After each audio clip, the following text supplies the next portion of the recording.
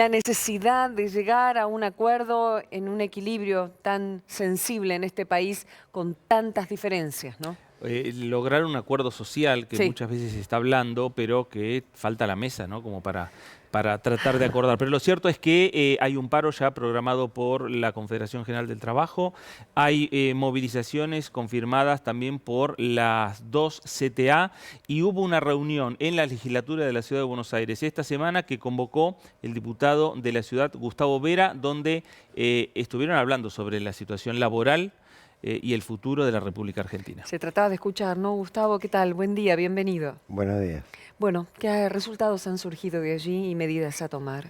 Bueno, básicamente lo que hicimos fue reunir a los referentes, digamos, que más popularidad tienen dentro de cada una de las corrientes sindicales. Estaba Pablo Micheli por la CTA, Sergio Palazzo por la Corriente Federal de Trabajadores, Pablo Moyano por la CGT.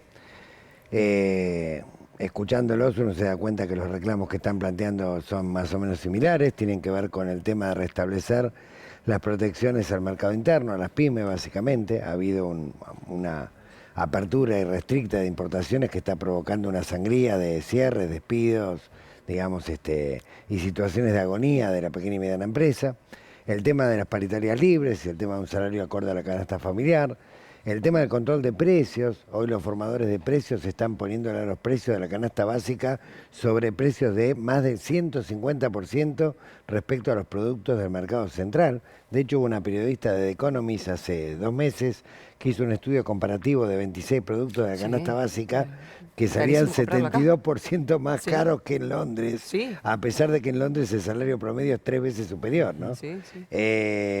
Estudios que también han hecho otros políticos, ¿no? La lista de productos básicos, digamos, del lugar de origen al mercado central difiere muchísimo del precio final. Ahí hay una situación abusiva donde no se está haciendo ningún control.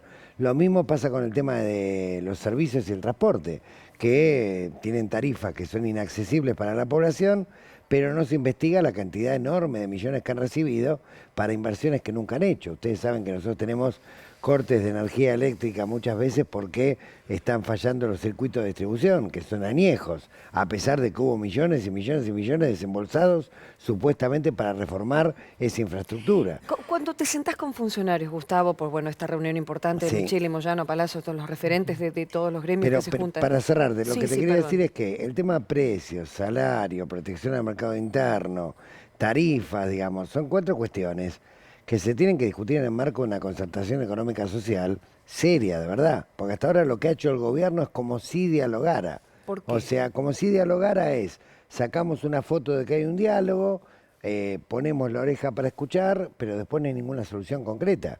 Por ejemplo, a fin de año la CGT había acordado con el gobierno mejor dicho, lo había planteado la CGT, entregar un bono de 2.000 pesos a cada uno de los gremios, algunos todavía no lo cobraron, y se habían comprometido durante el verano a que las empresas no iban a despedir a nadie, algo que claramente no ocurrió porque en enero ya tenías despidos en Van Gogh, en Pampero, en Sancor, en Volkswagen, en AGR Clarín, etcétera, etcétera, con lo cual lo que llevó de alguna manera a la convocatoria primero de la movilización del 7 y ahora del paro del próximo 6 de abril, tiene que ver, digamos, con los incumplimientos de todos los diálogos a los que ha convocado el gobierno previamente. Lo principal es llegar a ese número de cada gremio, la paritaria, en el caso de lo que es docente paritaria nacional. ¿Qué es lo más urgente en esa necesidad de mesa que el gobierno debería tener y escuchar? Son 2 cuestiones. Por un lado, digamos, una concertación económica social a escala nacional, porque tenemos un problema gravísimo y es que en este momento no me equivoco ni exagero cuando digo que el 70% de la población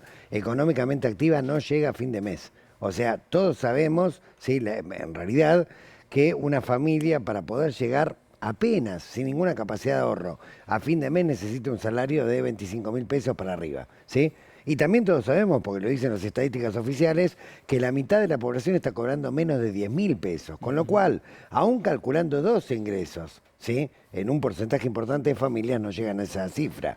El 20% de la población económicamente activa supera los 30.000 pesos. Con lo cual, acá el problema de base que tenés no es ni destituyente, ni conspirativo, ni electoral. Es que 7 de cada 10 argentinos están teniendo problemas para llegar a fin de mes y la política se ha metido en la casa de la gente de la peor de las maneras. Porque se metió por la ventana y ahora a las 7 de la tarde, en lugar de prender la televisión a ver una novela o fútbol para todos, que ya no va a haber más, tenés que agarrar un papel y un lápiz y tenés que empezar a recortar que no vas a comprar más, que no vas a consumir más porque no llegás. Sí. Entonces, este es el problema de base. Sí. Digamos, después, obviamente, en el caso docente, la no convocatoria de la paritaria nacional tiene consecuencias graves porque hay provincias que no pueden dar más que un 6% o un 4% de aumento.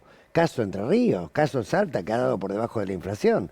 Entonces, el fondo de compensación era para garantizar iguales condiciones educativas para todas las escuelas y, aparte, para discutir también políticas pedagógicas a escala nacional. Gustavo, ¿cómo se revierte esta situación entonces? Se la revierte con diálogo, se la revierte, pero con diálogo de verdad. O sea, no con lo que Durán Barba dice que es diálogo, que es hagamos como que dialogamos, nos sacamos una foto, engrupimos a la gente y después en la práctica no ocurre nada.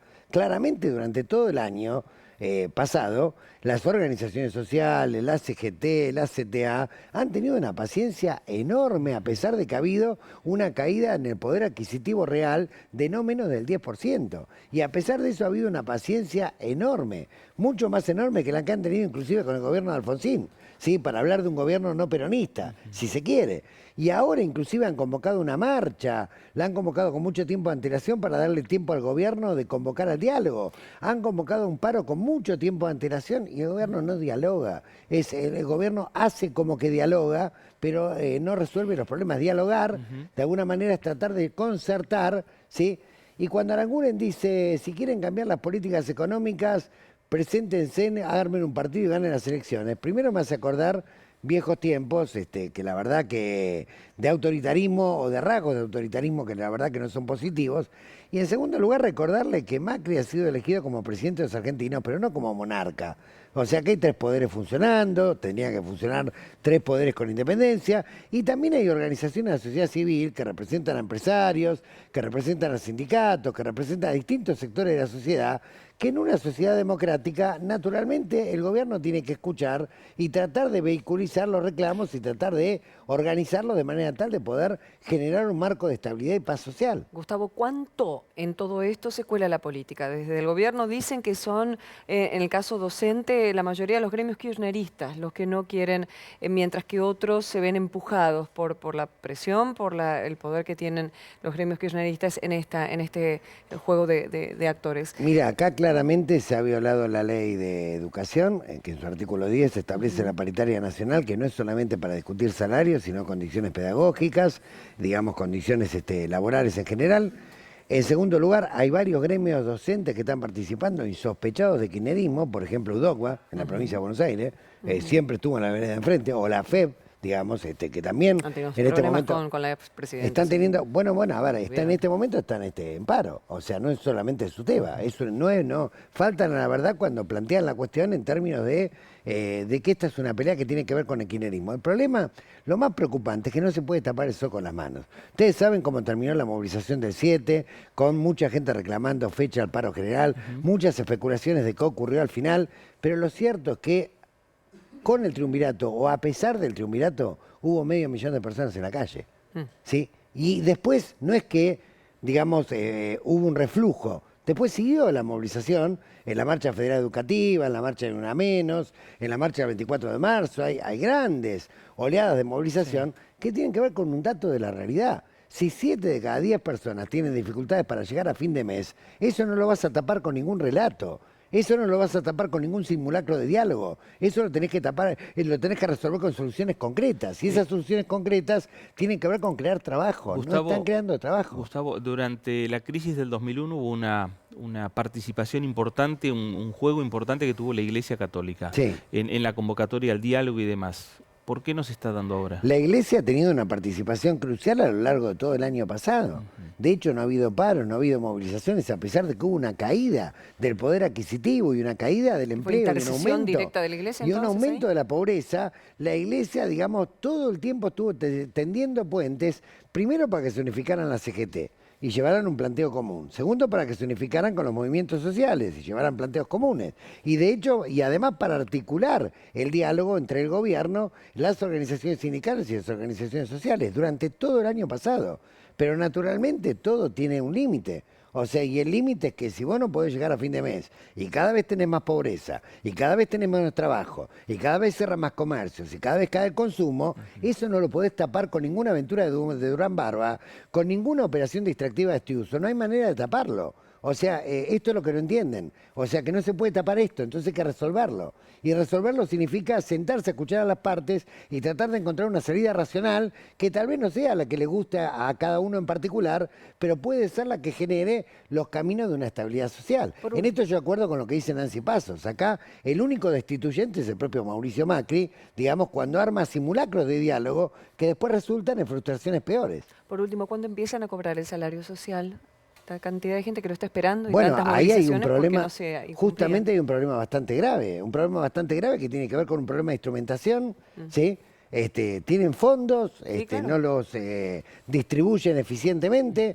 A ver, y por ejemplo, en el caso docente, ¿qué razón hay para que en Capital Federal la oferta esté entre el 18 y el 19% cuando vos tenés un presupuesto de 174.000 millones de pesos? A ver, Ciudad de Buenos Aires, con 3 millones de habitantes, tiene 174.000 millones de pesos y solamente el gobierno de Larreta dice que puede otorgar entre el 18 y el 19%. Explícame entonces por qué San Luis, con un presupuesto que no es ni el 2% del que tiene la Ciudad de Buenos Aires, ha otorgado un aumento del 36 al 60%. San Luis siempre fue un caso. Bueno, explícame cómo se administra Matanza, que tiene la misma población y tiene 5.000 millones de pesos. Quiero decir, a ver, Sí. a pesar de tener los recursos, lo mismo en el Ministerio de Desarrollo Social, hay también una cuestión de ineficiencia, hay una cuestión de terquedad, hay una cuestión de vamos a torcerle el brazo a fulano o a mengano, y no se está entendiendo que, digamos, la situación social realmente es muy grave, es muy seria, y la gente no está llegando a fin de mes. Seguro. Gustavo, gracias. Gracias a Un ustedes. placer.